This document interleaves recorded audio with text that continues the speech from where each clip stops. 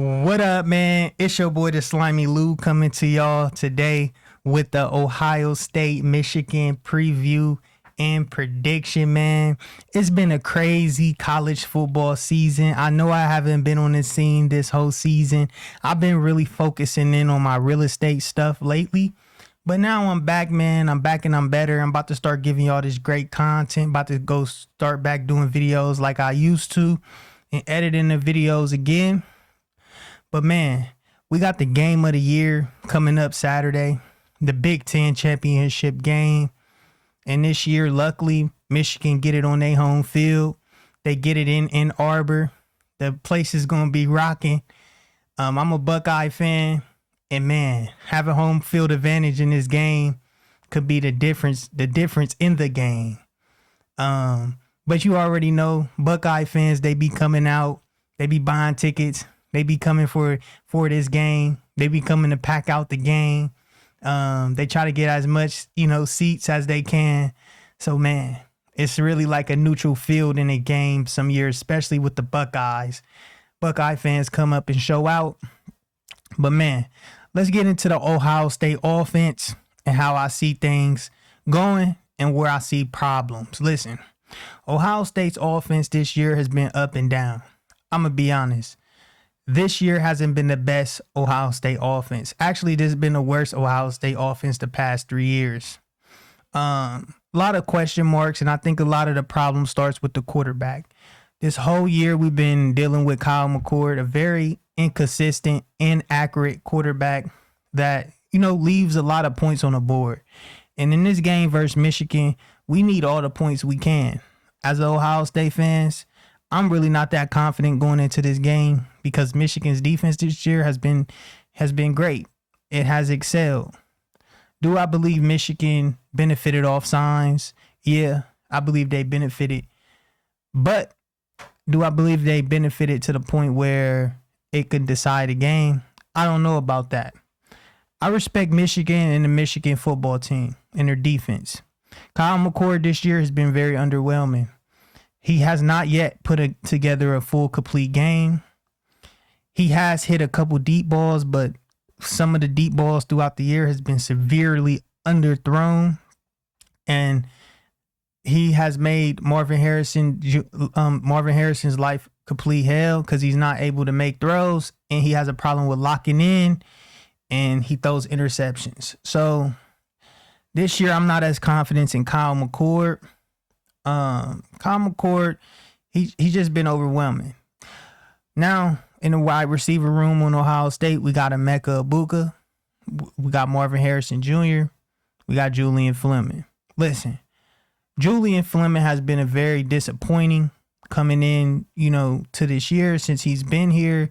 I thought he was going to be that number one receiver, number one do it everything. But it turns out he really wasn't that good. He was the number one wide receiver coming out in the class. And he hasn't really showed to be that receiver. He's really not good. So, he's a good blocker, and that's about it. Now, Marvin Harrison Jr. has had a great year this year. Great year. But one thing that scared me about Marv is he don't know how to operate when he's in bracket coverage. And a lot of teams play bracket coverage with Marvin Harrison Jr. Last year, Michigan did a little bracket on Marv. They couldn't really stop Marv or Emeka, but they really bracketed Marv. And it kind of slowed down our offense. And, I don't know if that was due to having signs or not, but when I watched the film last year, it was receivers running wide open. So CJ just wasn't hitting them and hitting his wide open receivers. But this year, Kyle, he going to have to hit Marv. We're going to have to get Marv involved early and often in this game. This year, we got TreVeyon Henderson back. TreVeyon is one of those backs that can completely change a game. He's a game changer. He has did a complete transformation from last year. This year he looked like he got better vision, better feet. He's just a home run hitter. He's a home run ready to happen. And speed kills, man. And in this game, we're gonna need all the speed we can get. So man, This year, Ohio State's offense has not been the best. They can really peak because they got superstars on their team. But man, that's just how I feel about the defense. And in this game, my prediction is, I know I'm not a homer. I believe it ain't going to be Kyle's best day. I don't think Kyle McCord has to go out there and have a CJ Stroud 4-touchdown day to beat Michigan. I don't believe that.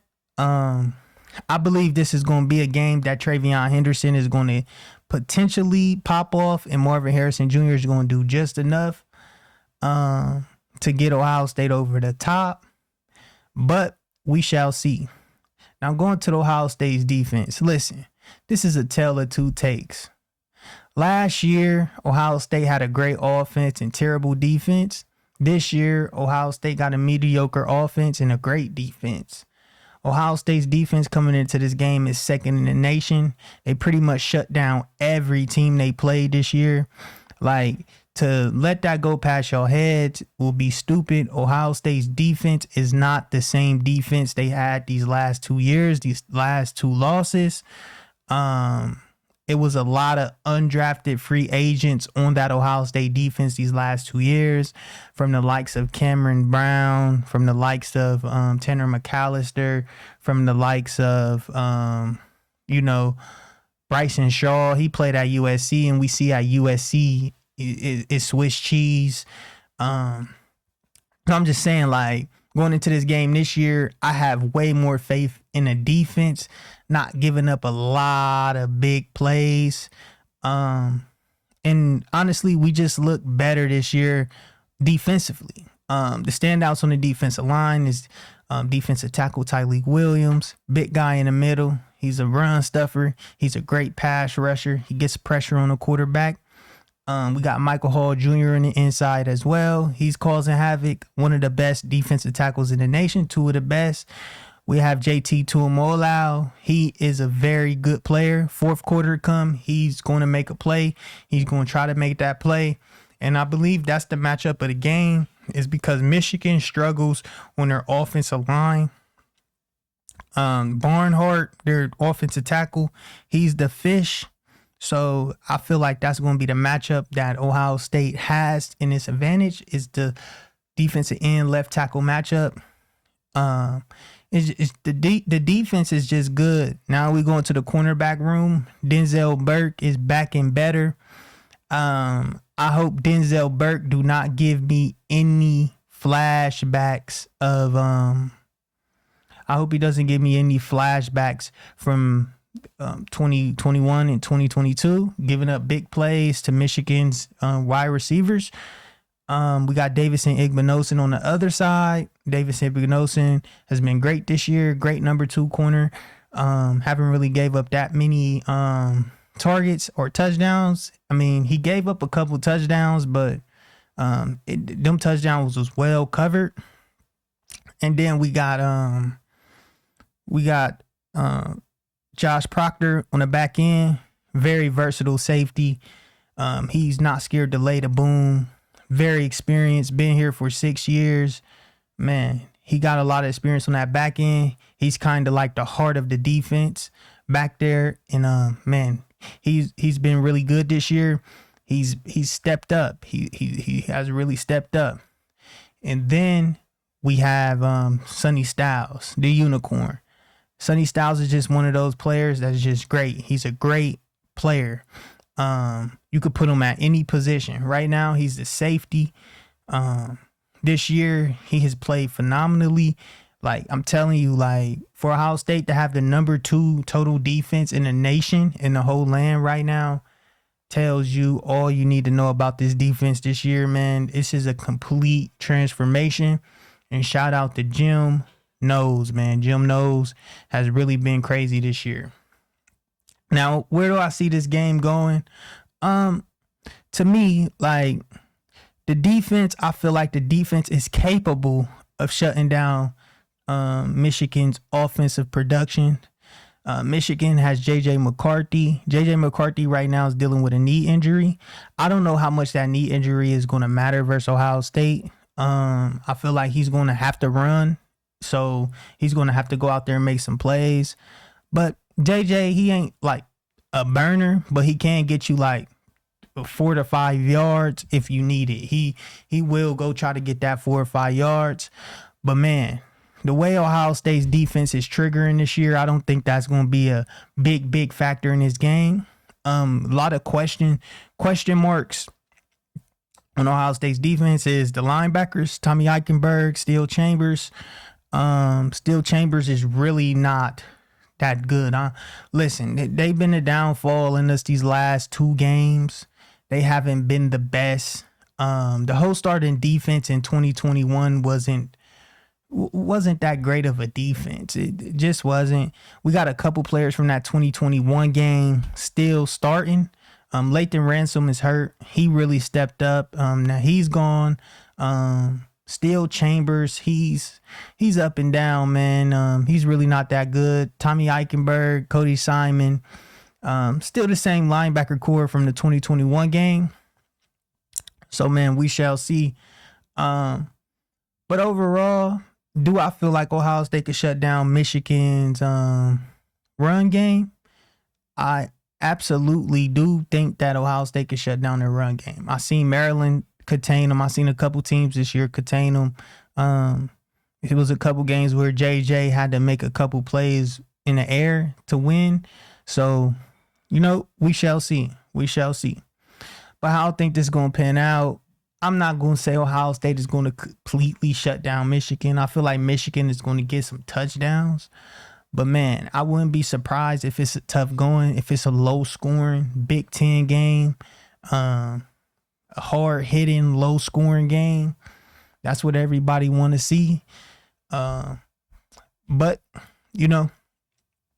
that's what I think, man. It's going to be a low-scoring game, low offensive production. Low score, probably the winner going to win by probably a touchdown or probably about 1 to 2 points to a touchdown. It's going to be like that this year. Now let's get to Michigan's offense. Listen, Michigan's offense, I don't like Michigan, but I don't let rivalry emotions get between games and get between teams. Michigan, they've been getting by with mediocre skill position players and mediocre quarterback play for these last 2 years. That's why Michigan's ceiling in their Super Bowl is when they play Ohio State, because Michigan is built to beat Ohio State. They are a team built to beat them. They built in the offensive line, the running backs, running the football, milking the clock.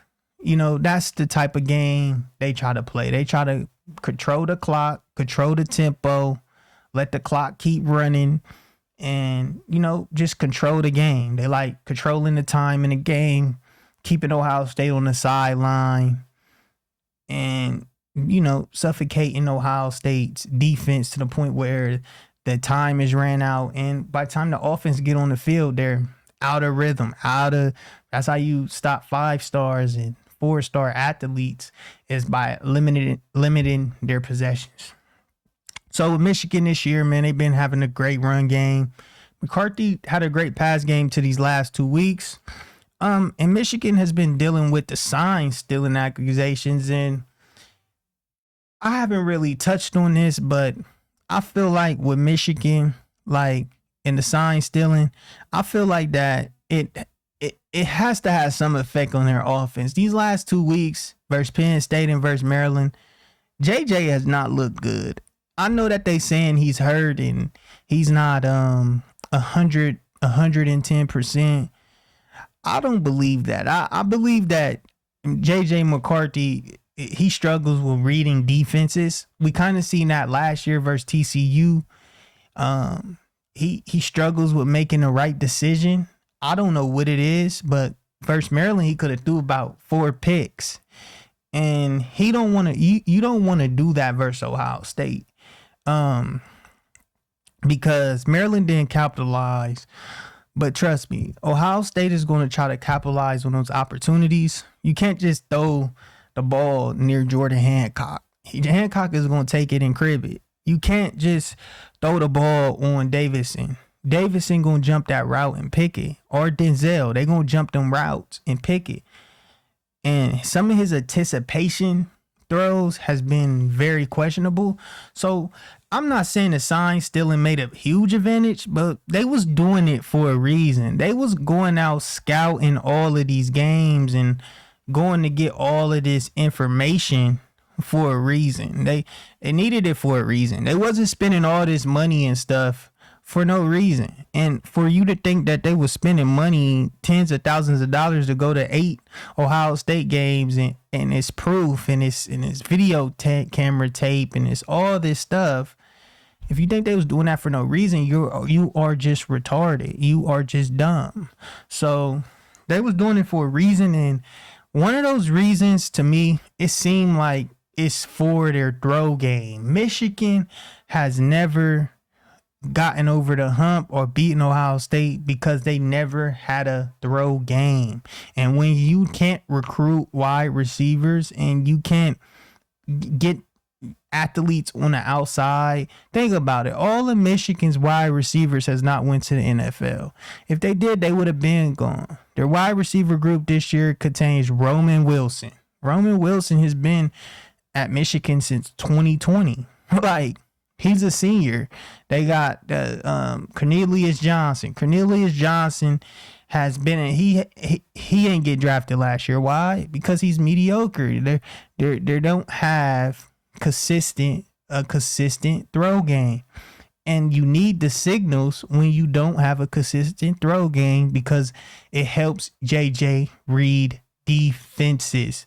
When you can't read defenses, you make mistakes. Last week, he almost literally threw 4 interceptions. Versus Penn State, they didn't throw the ball. They had to depend on the run game. That's Michigan. That's why they could never get over the hump. And having those signals got them over the hump because they were able to throw the football. They were able to run routes on certain defenses, run the right man beaters, run the right zone beater. Which defense is this? Oh, this is a cover 3. Let me throw this quick out. What is this? This is man to man. Let me throw this quick in. You got to think it's then had an effect on their offense through the air.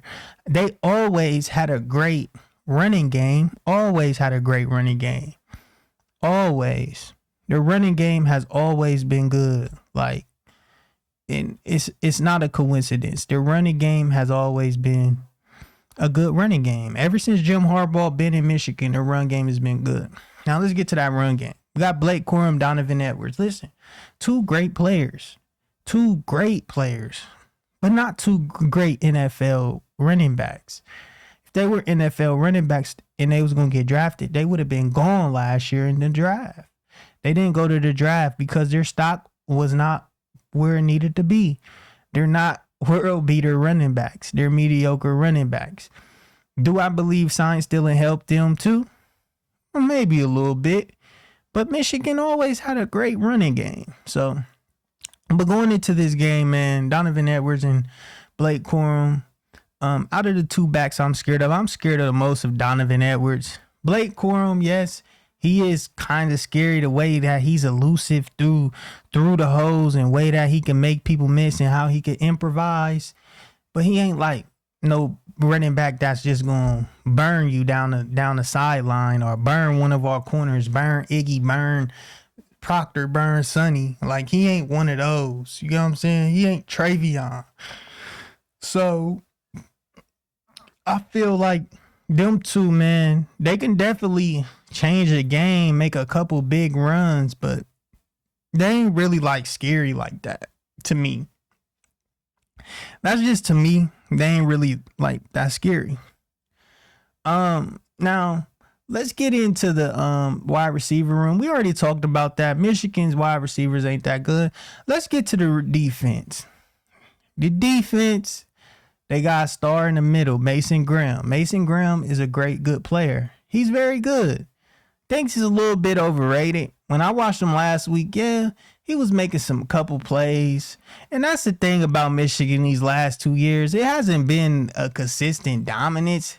it's like they get lucky with a couple plays that save them, and then the narrative gotta, the narrative always gotta change when the game wasn't really that story. It's just narratives. You know what I mean? It's a couple plays went their way.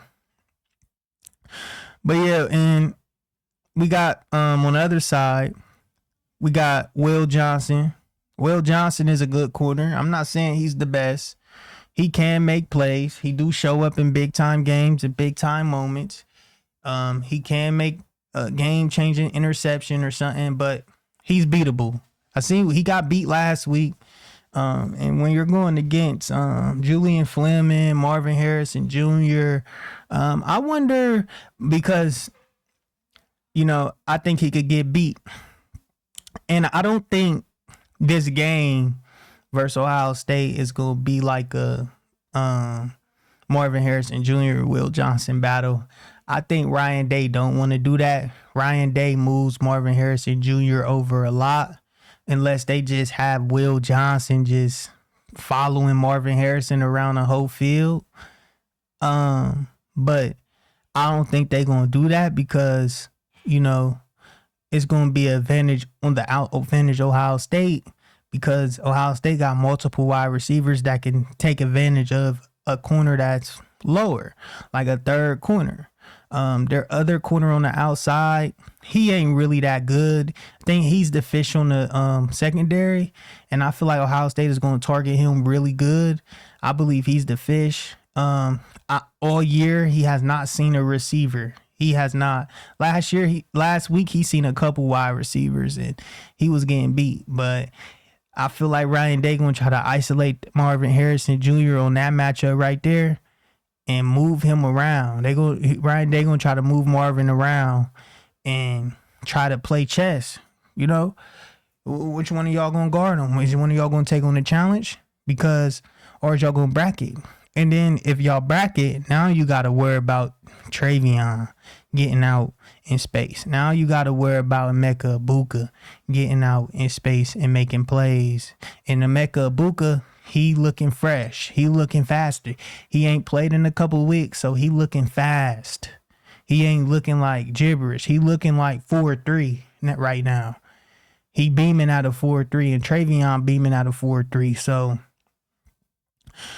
you bracket Marv at your own cost and your own risk.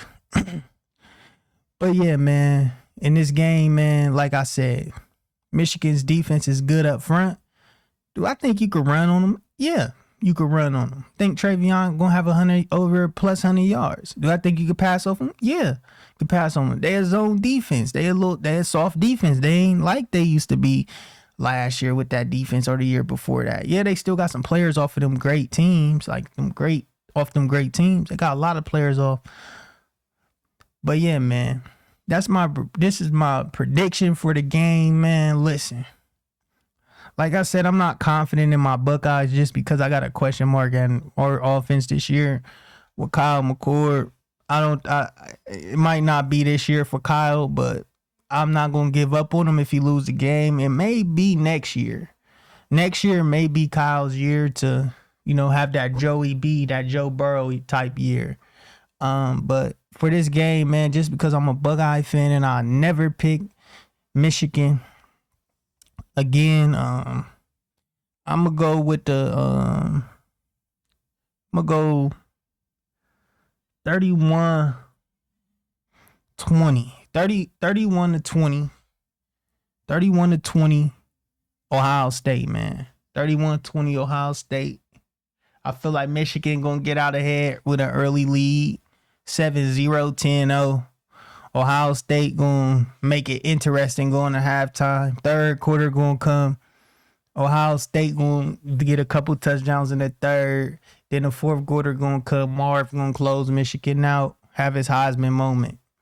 It's your boy, the Slimy Lou, man. Make sure you like us, subscribe up, hit that notification bell. Tell me your preview, your prediction in the bio. I'm out. Peace.